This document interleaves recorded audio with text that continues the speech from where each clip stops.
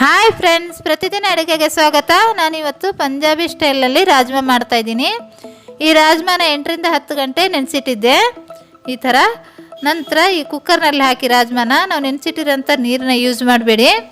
2ರಿಂದ 3 cup ನೀರನ್ನ ಹಾಕಿ ರುಚಿಗೆ ತಕ್ಕಷ್ಟು ಉಪ್ಪನ್ನ ಹಾಕಿ ಮುಚ್ಚಳ ಮುಚ್ಚಿ ಜಾಸ್ತಿ ಉರಿಯಲ್ಲಿ ಒಂದು ಸೀಟಿ ಬರೋವರೆಗೂ ಬೇಯಿಸಿ.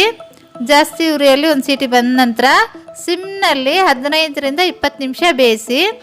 15ರಿಂದ 20 ನಿಮಿಷ ಬೇಯಿಸಿದ್ದೀನಿ. ಗಾಳಿ ಕೂಡ ಹೋಗಿದೆ ನೋಡಿ, ಚೆನ್ನಾಗಿ ಬೆಂದಿದೆ.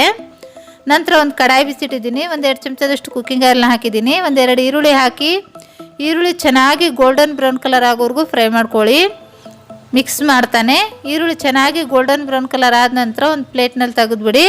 ತಣ್ಣಗಾದ ನಂತರ ಒಂದು ಜಾರ್ನಲ್ಲಿ ಹಾಕ್ಕೊಂಡು ಸ್ವಲ್ಪನೇ ನೀರು ಹಾಕ್ಕೊಂಡು ನೈಸಾಗಿ ಪೇಸ್ಟ್ ಮಾಡ್ಕೊಳ್ಳಿ.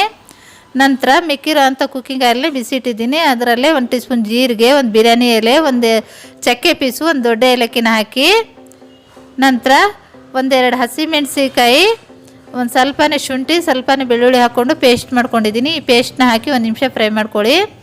2-3 ಟೊಮೆಟೊನ ಪೇಸ್ಟ್ ಮಾಡಿದ್ದೀನಿ. ಟೊಮೆಟೊನ ಪೇಸ್ಟ್ನ ಹಾಕಿ ನಾವು ರುಬ್ಕೊಂಡಿದ್ವಲ್ವ ಈರುಳ್ಳಿ ಪೇಸ್ಟ್ ಅದನ್ನ ಹಾಕಿ 1 ಟೇಬಲ್ ಸ್ಪೂನ್ ಖಾರ ಪುಡಿ, 1 ಟೀ ಸ್ಪೂನ್ ಧನಿಯಾ powder, 1 tea spoon garam masala, 1 tea spoon ಜೀರಿಗೆ ಪೌಡ್ರು, 1/4 ಟೀ ಸ್ಪೂನ್ ಅರಿಶಿನ ಹಾಕಿ ಮಿಕ್ಸ್ ಮಾಡ್ತಾ 4ರಿಂದ 5 ನಿಮಿಷ ಚೆನ್ನಾಗಿ ಫ್ರೈ ಮಾಡ್ಕೊಳ್ಳಿ. 4ರಿಂದ 5 ನಿಮಿಷ ಚೆನ್ನಾಗಿ ಫ್ರೈ ಮಾಡ್ಕೊಂಡಿದ್ದೀನಿ.